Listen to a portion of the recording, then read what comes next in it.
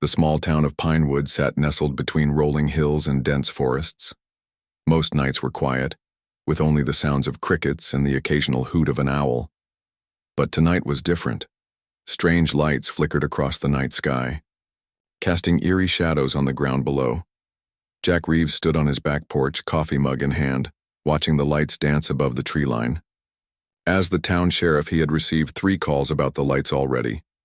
He told everyone the same thing, probably just northern lights or some weather phenomenon. But deep down, something felt wrong. "Dad, come quick." His 12-year-old daughter, Samantha, Sam to everyone who knew her, called from inside the house. Her voice had an edge to it that made Jack put down his coffee and rush inside. Sam and her best friend Billy Carter were pressed against the living room window, pointing up at the sky. Billy was sleeping over since both sets of parents had allowed a weekend sleepover.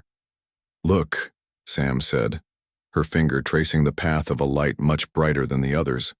"That's no weather balloon or plane." Jack squinted up at the light. It moved in ways that defied normal aircraft patterns, stopping instantly, changing direction at sharp angles, hovering completely still. "Maybe it's a new military drone," he offered, but his voice lacked conviction. 20 years in the military, including special ops training, had taught him what human aircraft could and couldn't do. This was something else. Lisa, Jack's wife, joined them at the window. As a biochemist at the local research facility, she approached things with scientific skepticism. The news said there might be meteor showers tonight. "Meteors don't stop mid-air, Mom," Sam said, not taking her eyes off the sky. The light suddenly grew bigger, much bigger. Jack felt a chill run down his spine as he realized it wasn't growing. It was coming closer.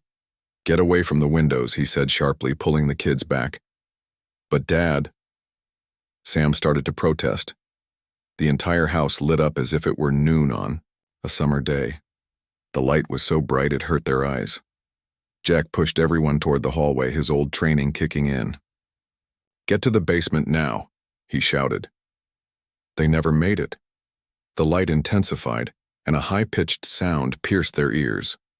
Jack reached for Sam's hand, but his fingers passed through empty air. The last thing he saw before losing consciousness was his daughter and Billy being lifted upward, their bodies seemingly suspended in the brilliant light. When Jack woke up, he was lying on the living room floor. Lisa was slumped against the wall, just starting to stir. The house was dark except for the normal lamps they had left on earlier. "Sam," Jack called out, scrambling to his feet. "Samantha!" He searched every room, the panic rising in his chest, with each empty space he found. In Sam's bedroom, the sleeping bags were still laid out on the floor, but there was no sign of Sam or Billy. Lisa joined him, her face pale. "Where are they, Jack?" Before he could answer, his phone rang. It was Deputy Rogers. "Sheriff, we've got a situation. Multiple reports of missing children all over town. Parents waking up to find their kids gone." Jack's blood ran cold. "How many?" 17 so far. All between the ages of 8 and 14. Jack hung up and turned to Lisa, whose scientific mind was already working through the implications. "It wasn't just us," he said quietly. "The lights," she whispered. "Jack, what if..." He cut her off. "I need to go. Stay here in case Sam comes back." They both knew she wouldn't. Within an hour, Jack had set up a command center at the town hall. Parents of missing children crowded the space, fear and confusion on their faces. Jack tried to project calm confidence, but his mind was racing, thinking of Sam out there somewhere. "We've called in state police and FBI," he told the gathered crowd. "We're treating this as a mass kidnapping." "But how did they get in our houses?" asked Mrs. Wilson, whose twin 10-year-old sons were missing. "Our doors were locked, our alarm was on." Jack had no answer for her. He had checked his own security system. No signs of entry, no broken windows, nothing disturbed except for the missing children. The town hall doors burst open and men in dark suits walked in.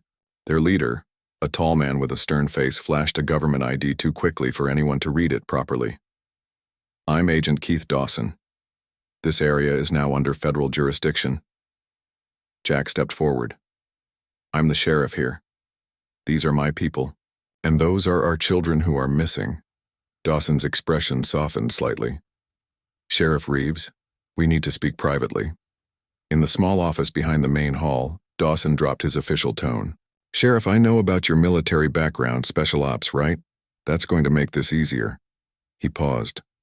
What I'm about to tell you is classified. I don't care about classified, Jack growled. I care about finding my daughter. That's just it. We believe we know who took the children. Dawson looked Jack directly in the eyes. But it wasn't anyone from Earth. Jack stared at him, waiting for the punchline that never came. Those lights weren't weather phenomena, Dawson continued. We tracked an object entering Earth's atmosphere at 22:17 hours. It showed technology far beyond anything humans currently possess. You're telling me aliens took our children? Jack said, the words sounding ridiculous even as he spoke them. I'm telling you, we need to move quickly. A helicopter is waiting to take you and select other parents to a secure facility. There, Admiral Morrison will brief you on the full situation and the recovery operation. Recovery operation? Jack repeated, a flicker of hope igniting in his chest. Yes, Dawson said grimly. We're going after them. But you need to understand something, Sheriff. The beings that took your children, they've made a grave mistake. He handed Jack a folder with top secret stamped across it. They think they've just collected specimens from a backward planet. They don't realize they've just abducted the young of the most dangerous species in this sector of the galaxy. As they'll soon learn, there's a reason Earth is classified as a death world by galactic standards. Jack opened the folder to see photos of what looked like an enormous spacecraft. Welcome to the reality humanity has been keeping secret, Sheriff Reeves. Now let's go get your daughter back. The helicopter landed on a flat concrete pad surrounded by tall pine trees. Jack and 5 other parents from Pinewood stepped out, ducking under the slowing rotors. They had all lost children in the strange night event. Among them was Ryan Garcia, a former Navy SEAL whose son Luis was taken, and Patricia Holloway, an engineer whose daughter Zoe had vanished. Agent Dawson led them toward a rock face that looked solid until a hidden door slid open. Inside was an elevator that took them deep underground. When the doors opened again, they entered a vast complex filled with technology Jack had never seen before. A stern-faced woman in a naval uniform approached them. I'm Admiral Frank Morrison. Welcome to Echo Base. I wish we were meeting under better circumstances. She led them into a conference room where a large screen displayed an image of Earth from space. Next to it was a woman with short gray hair and glasses. This is Dr. Olivia Chambers, our lead xenobiologist, Admiral Morrison said. Xeno what? Patricia asked, her voice tight with worry. Xenobiologist. I study alien life, Dr. Chambers explained, and I'm sorry to say that your children have been taken by a group we call the Collectors.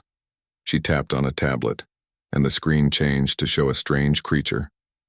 It was tall and thin with 4 arms and gray-blue skin. Its head was large with huge black eyes. These beings are part of the Galactic Confederation, a coalition of thousands of different alien species. They have been observing Earth for centuries. If you knew about them, why didn't you stop them from taking our kids? Ryan demanded, his fists clenched. Admiral Morrison's face hardened. Until recently, we didn't have the technology to do so. The Collectors have superior ships and weapons, but that's changing. The Confederation classifies planets based on their conditions, Dr. Chambers continued. Earth is what they call a death world, a planet with high gravity, extreme weather, and dangerous wildlife. To them, humans are remarkably strong and aggressive due to evolving in these harsh conditions. So why take our children? Jack asked. The Collectors study what they consider primitive species. They've never dared to take human adults. They consider us too dangerous. But children? Dr. Chambers trailed off. They think kids are safer to handle. Jack finished for her, his jaw tight with anger. Yes, but they're wrong, Admiral Morrison said. Human children are still far stronger than many alien species, and they've never dealt with human parents before. She pressed a button, and a new image appeared on the screen, a massive, sleek spacecraft. This is the Retribution, Earth's first interstellar vessel. We built it using reverse-engineered alien technology from crashed ships. It's ready for its first mission, finding and retrieving your children. Jack stepped closer to the image. How soon can we leave? Immediately. But I need to be clear, this is extremely dangerous. We don't know exactly where the collectors have taken the children. We'll need to travel to alien worlds, interact with species that have never seen humans before. I don't care how dangerous it is, Patricia said firmly. That's my daughter out there. The other parents nodded in agreement.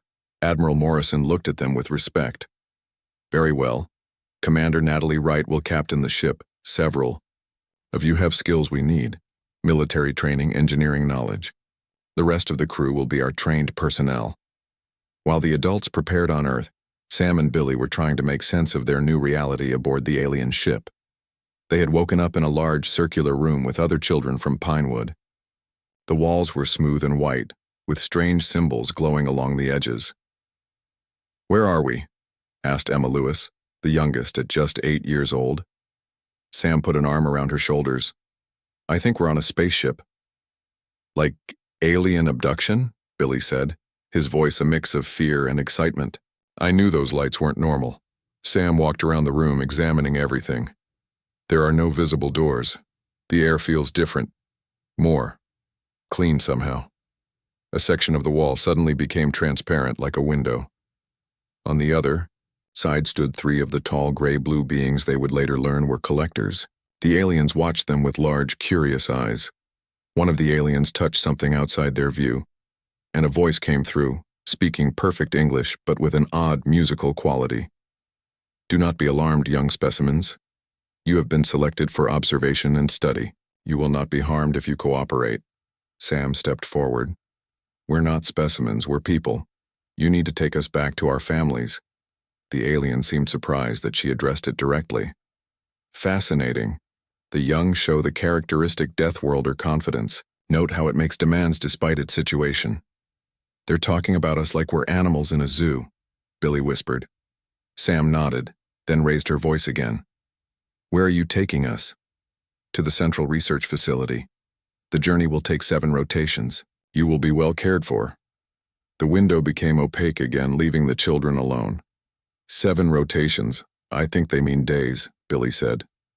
"We need to figure out a way to contact home." Sam looked around at the 15 other children. Most were scared, some crying quietly, but she could see determination in their eyes too. "Listen up, everyone. I'm Sam Reeves, the sheriff's daughter. My dad will be looking for us, but we need to help ourselves too. Let's check this room for anything useful, and we need to stick together." The children spread out, examining every inch of their prison. Sam knew her father wouldn't give up looking for them, but she also knew they were very far from home. Back on Earth, Jack and the other selected parents were boarding the Retribution. The inside of the ship was larger than Jack expected, with sleek control panels and screens displaying information he couldn't understand. Commander Wright, a tall woman with short black hair, greeted them on the bridge. "Welcome aboard. We launch in 30 minutes. Each of you will be assigned quarters and a station based on your skills." "How long will it take to find them?" Jack asked. "Our intelligence suggests the collector ship is heading toward the SETI sector. With our engines, we can get there in 5 days. But finding the exact location of your children might take longer." Dr. Chambers approached with handheld devices for each of them. "These are universal translators. They'll help you communicate with any alien species we encounter." As the launch countdown began, Jack looked at the image of Earth on the main screen. Somewhere out there beyond the stars was his daughter. He made a silent promise to Sam. He would find her no matter what. "Prepare for departure," Commander Wright announced. "And may God help any alien that stands between us and those children." The Retribution moved through space faster than any human vessel before it. Jack stood by the large viewing window, watching stars blur past. It had been 3 days since they left Earth. 3 days of training, planning, and worrying about Sam. Can't sleep either?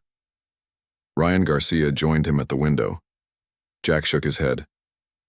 "Every time I close my eyes, I see Sam's face. Same with Luis." Keep thinking about his last baseball game. I promised to teach him how to throw a curveball when I got back from my business trip. Ryan's voice cracked slightly. Commander Wright's voice came over the ship's speakers. All rescue team members to the bridge, we have contact. Jack and Ryan rushed to the bridge where the others were already gathering. On the main screen was a strange-looking ship. It was long and purple, with odd bumps along its surface. What is that? Patricia asked. A Vorkai trade vessel, Dr. Chambers explained. They're a merchant species. They travel through many sectors selling goods. Commander Wright turned to the group. They've spotted us and are hailing. This is our first contact with an alien species. Remember your training. The screen changed to show a creature that looked like a large purple frog with 6 eyes. It wore what seemed to be a uniform with shiny buttons. Unknown vessel, identify yourself, the alien spoke in a deep, croaking voice. The translators they wore converted it to English. Commander Wright stepped forward. I am Commander Natalie Wright of the Earth Vessel Retribution. We seek peaceful passage through this sector. The Vorkai's eyes blinked in different patterns. Earth vessel? Deathworlders? Your kind has never been seen in this sector before. We're looking for our children, Jack said, stepping forward despite protocol. They were taken by collectors.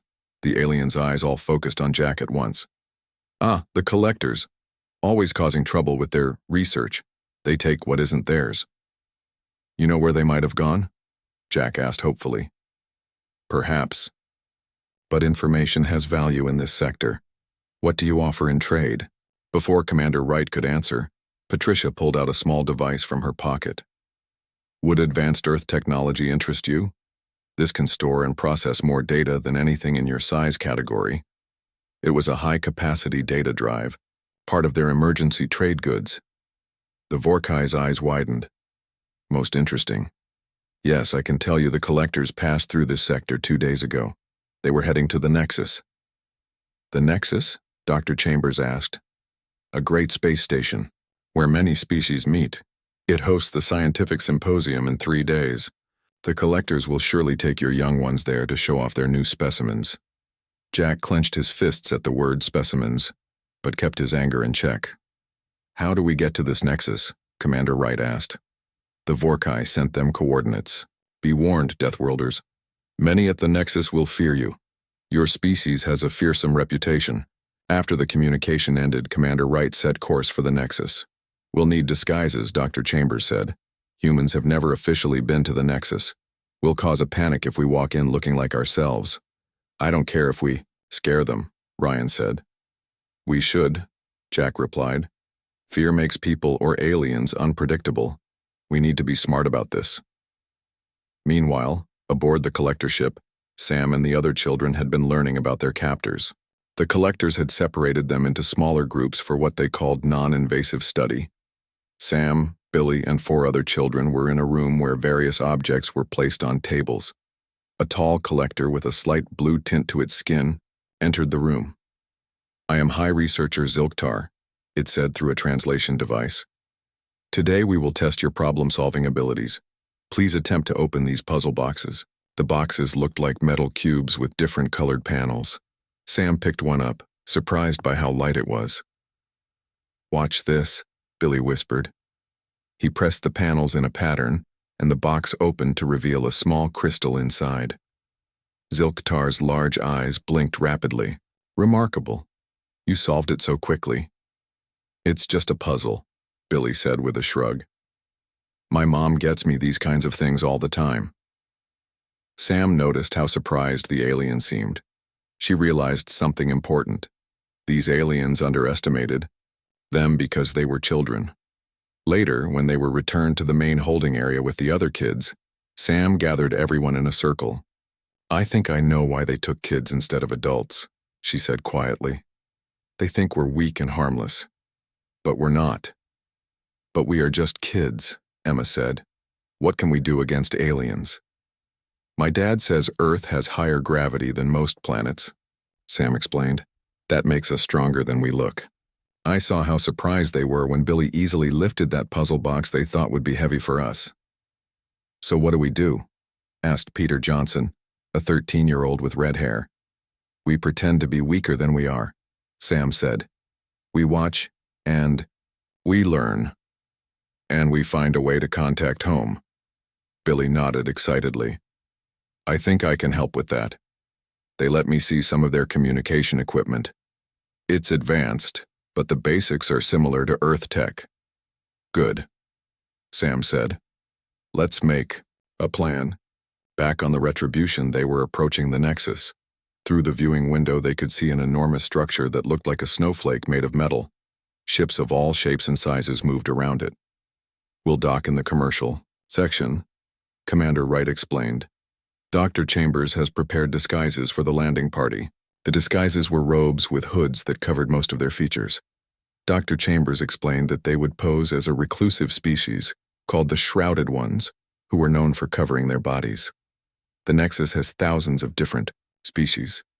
A few more strange-looking visitors won't attract much attention if we're careful," she said. "What's our plan once we're aboard?" Jack asked. "First, we confirm the collector ship is docked there. Then we find out where they're keeping the children. The Nexus is huge. It's essentially a city in space. And if we find them?" Patricia asked. "We have two options," Commander Wright said. "Diplomatic approach. Demand the return of the children under Galactic Confederation law, which prohibits taking sentient beings without consent. Or we take them back by force," Ryan finished. "That's a last resort," Commander Wright warned. "We're outnumbered and in unknown territory." As they prepared to board the Nexus, Jack checked the weapon he'd been given, a stunner that would temporarily paralyze most alien life forms. "Hold on, Sam," he whispered. "We're coming." On the collector ship now docked at the Nexus, Sam and Billy had managed to access a communication panel while pretending to solve puzzles for their captors. Billy worked quickly, his fingers flying over the alien controls. "Can you send a message? To Earth?" Sam asked. Billy shook his head. "It's too far, but I can send out a general distress signal. If anyone from Earth is nearby, they might pick it up." "Do it," Sam said, keeping watch. Billy pressed a sequence of buttons and a light on the panel turned from blue to green. "It's broadcasting," he whispered. "Now we just have to hope someone's listening." The Nexus was unlike anything Jack had ever seen. As their small shuttle docked at one of the thousands of ports on the massive space station, he gazed through the viewport at the endless activity. Ships of all shapes and sizes moved in organized patterns. Beings of countless forms walked along transparent tunnels connecting different sections. "Remember, keep your hoods up and let me do the talking," Dr. Chambers whispered as they prepared to disembark. "Many species here have never seen humans before." The landing party consisted of Jack, Ryan, Patricia, Dr. Chambers, and 2 security officers from the Retribution. Commander Wright remained on the ship, ready to provide backup if needed. They stepped through the airlock into a busy docking area. Jack forced himself to look straight ahead rather than stare at the incredible variety of alien life forms around them. Some floated instead of walked. Others moved on many legs. Some were tiny, barely reaching his knee, while others towered overhead. "The information center is this way," Dr. Chambers said, consulting a small device in her hand. "We need to locate the collector ship." They moved through the crowded corridors, trying to blend in. Jack noticed that some aliens gave them a wide berth, eyeing their robed figures with suspicion. At the information center, Dr. Chambers approached a being that looked like a tall insect with 4 arms. It sat behind a curved desk, manipulating holographic displays. "Greetings," Dr. Chambers said. "We seek the location of the collector research vessel that recently arrived." The insect-like alien clicked its mandibles. "Purpose of inquiry?" "We wish to attend their presentation at the symposium." The alien tapped on its display. "The collector vessel is docked in Science Section, Port 42. Their presentation of new specimens is scheduled for next cycle in Grand Exhibition Hall." Jack's hand tightened into a fist at the word specimens, but he remained silent. "What security measures are in place for the specimens?" Dr. Chambers asked casually. "Standard containment. The collectors have hired Manir security forces for their valuable new acquisition. Most interesting specimens they've brought in some time." The alien's antennae twitched. Are you attending as potential buyers? Patricia stepped forward before Dr. Chambers could answer. Buyers? The specimens are for sale? The alien seemed surprised. Of course. Why else would they bring Deathworlder young to the symposium? Many research facilities would pay handsomely for such rare specimens. The auction follows the presentation. Jack felt sick. They weren't just taking the children for study, they were planning to sell them. As they walked away, Ryan spoke through clenched teeth. They're going to auction our kids like animals. We need to move faster than planned, Jack said. The presentation is next cycle. That could mean hours or days. In Nexus time, a cycle is approximately 14 Earth hours, Dr. Chambers explained. That gives us time to locate the children and form a rescue plan. They made their way toward science, section mapping routes and identifying security checkpoints. When they reached Port 42, they saw the collector ship, a sleek vessel with smooth, curved lines and no visible windows. Now we need to find a way aboard, Patricia said. A commotion behind them caught their attention. A group of aliens were gathered around a communication terminal, making excited noises. Dr. Chambers moved closer to listen, then returned with wide eyes. There's been an incident on the collector ship. Some of the specimens have damaged equipment and created a disturbance. Jack smiled beneath his hood. Sam? Aboard the collector ship, Sam and the other children had put their plan into action. After sending the distress signal, they had caused a series of distractions. Emma pretended to be sick, drawing several collectors to her side. While they were distracted, Billy and Peter short-circuited the lock on their holding cell. Now 12 of the children were loose in the corridors of the ship. Sam led the way, following signs that Billy said pointed toward the main communication hub. If we can get there, we might be able to contact the Nexus security directly, Billy explained. They rounded a corner and came face to face with a large alien unlike the collectors. This one was shorter but much more muscular, with thick gray skin and small eyes. It wore what looked like armor and carried a rod-like weapon. Halt, it growled through its translator. Return to containment. Sam stepped forward, hands raised. We're not trying to escape, we got lost on the way to the food area. The guard alien narrowed its eyes. All specimens should be in the preparation area for the exhibition. High Researcher Zilktar has ordered full security. Sam noticed the alien's grip tighten on its weapon. She remembered what her father had taught her about self-defense. Sometimes, the best move is the unexpected one. She suddenly dropped to the floor as if fainting. The guard moved forward instinctively to check on her.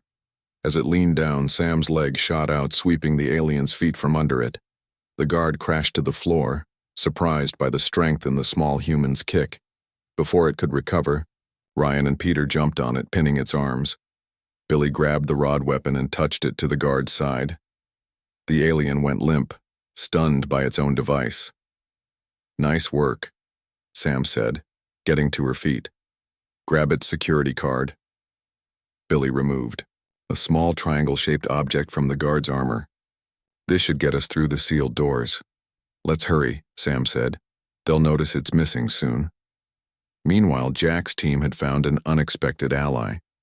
As they were trying to determine how to get onto the collector ship, they were approached by an elegant alien with silvery skin and long flowing tendrils instead of hair. You are not shrouded ones, the alien said quietly.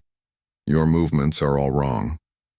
Dr. Chambers tensed, ready to deny it, but the alien continued. I am Ambassador Ilara from the Luminary Collective. I suspected illegal activity when the collectors arrived with sentient young ones. If you are here for the small Deathworlders, I wish to help. Jack studied the alien, trying to determine if it was a trap. Why would you help us? The Luminary believe in the sanctity of all intelligent life. The collectors claim your species is primitive and non-sentient, but I know better. The young ones have already demonstrated remarkable intelligence and adaptability. What the collectors are doing violates our most sacred laws. Ambassador Ilara led them to a service entrance to the docking bay. My diplomatic access will get you onto their ship, but be warned. They have hired Menhir guards. The Menhir come from a high-gravity world like yours. They are stronger than most species here. So are we, Ryan said grimly, as they prepared to board. Jack's communicator vibrated. It was Commander Wright from the Retribution. Sheriff Reeves, we're picking up a distress signal from inside the collector ship, she said excitedly. It's using an Earth emergency frequency. Jack's heart leaped. Sam figured out a way to call for help.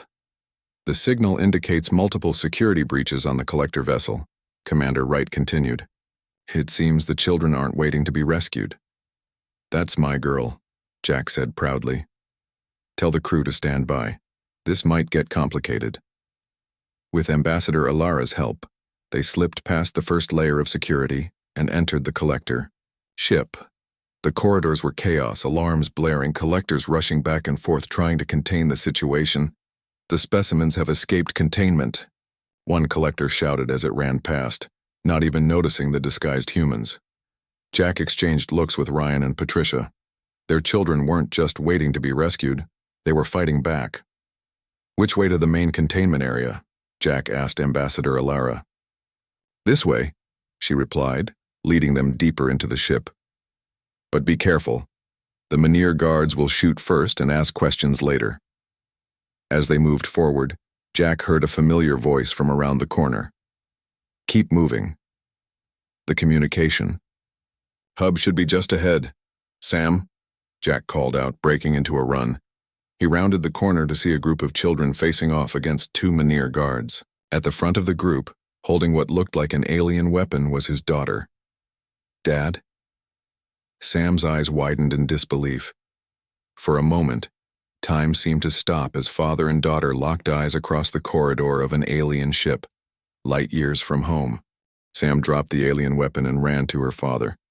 Jack wrapped his arms around her, holding her tight. I knew you'd come, she whispered.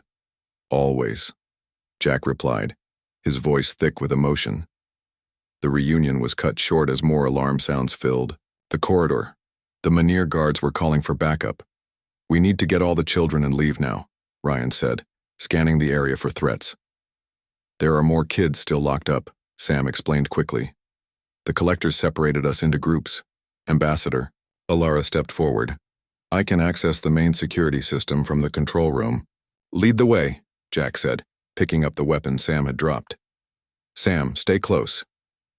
They moved as one group now, adults protecting the freed children, while Ambassador Alara guided them toward the control room. When they encountered two more Mynheer guards, Jack and Ryan quickly stunned them with their weapons. You kids have caused quite a stir, Patricia said to Sam with admiration. The whole station is talking about the escape. Sam smiled. We figured out these aliens underestimated us. They thought human children would be weak and scared. Big mistake, Billy added proudly. They reached the control room to find it empty except for one collector who was frantically working at a console. The alien froze when it saw them enter. Step away from the controls, Jack ordered, pointing his weapon. The collector raised its forearms slowly.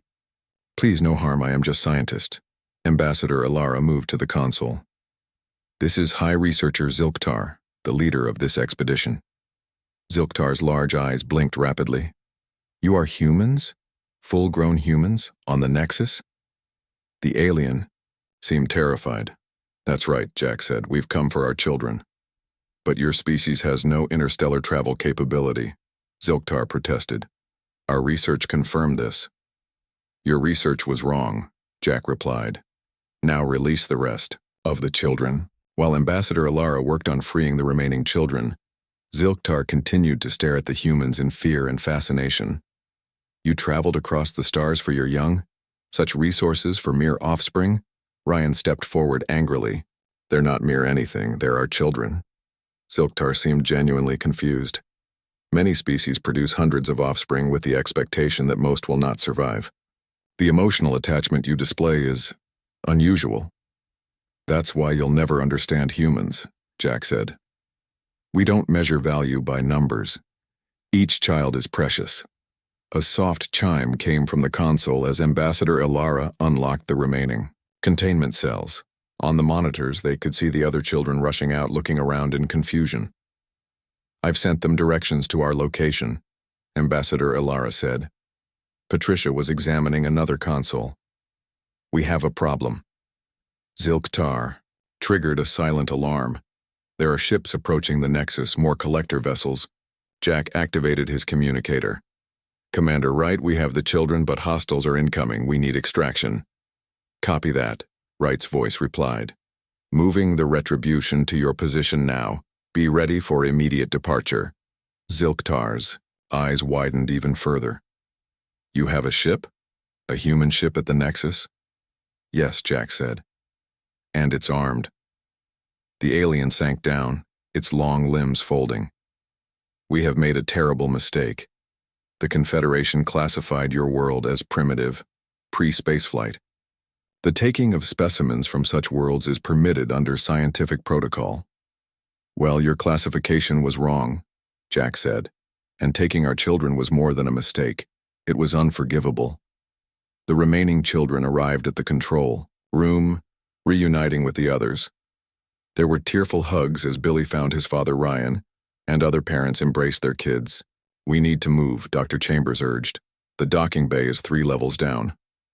As they prepared to leave, a new alarm sounded, different from the earlier ones. What's that? Jack asked. Ambassador Alara looked concerned. Nexus security is placed. The station on lockdown. No ships can leave. Then we fight our way out, Ryan said grimly. Ambassador Alara raised a hand. Wait. As a diplomatic representative, I can address the Nexus Council directly. She moved to another console and began transmitting. On the screen appeared several aliens of different species, all wearing similar formal attire. Ambassador Alara, explain this disturbance, demanded one with tentacles around its mouth area. Honored Council, I bring evidence of a severe violation of Confederation law, Alara said formally. The collectors have abducted sentient beings from Earth with the intention to sell them. These humans have come to reclaim their young. Humans? Another council member said with alarm. Deathworlders are here. Yes, Alara confirmed. And they have shown remarkable restraint. They wish only to take their children home. Jack stepped forward. We mean no harm to the Nexus or the Confederation. But we will protect our children, at any cost. The council members conferred among themselves, speaking too quietly for the translators to pick up. Finally, the lead member spoke. The taking of sentient beings without consent violates our most sacred laws. If Earth has achieved space travel, then they are to be recognized as a spacefaring civilization with all rights thereof. The alien fixed its gaze on Zilktar. The collectors have acted illegally. Zilktar began to protest, but the council member silenced him with a gesture. Lockdown lifted. The humans may depart with their young. Ambassador Alara, please escort them safely to their vessel. As they made their way to the docking bay, more aliens gathered to watch them pass. Word had spread quickly through the station about the humans who had crossed space to rescue their children.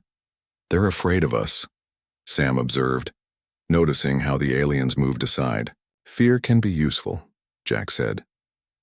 But so can respect. Today they learned that humans will go to any length to protect our own. When they reached the docking bay, the Retribution had moved into position. Its sleek design and obvious weapon systems caused a stir among the watching aliens.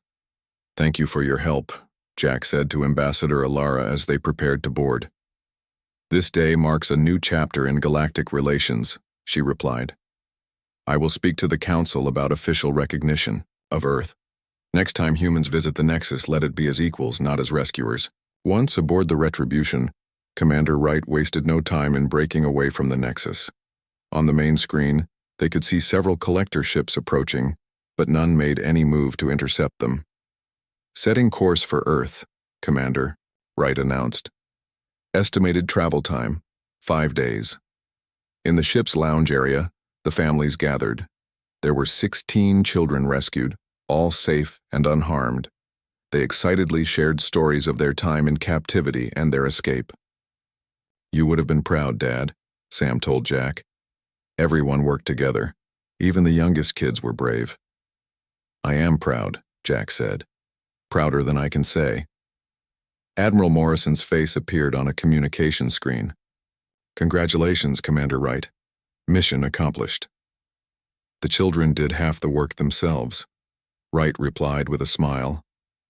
This changes everything, Morrison said seriously. The Confederation now knows humans have interstellar capability. They know we will not tolerate interference with our planet or our people.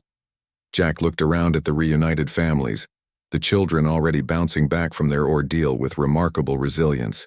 They learned something even more important, he said. They learned what happens when you take a human's child. Sam leaned against her father's side. Do you think they'll ever try again? Jack shook his head. I doubt it. I think the aliens just learned an important lesson about Deathworlders. What's that? Sam asked. Never underestimate what a parent will do for their child, Jack said. And never ever abduct Deathworlder kids. It's the quickest way to seal your fate.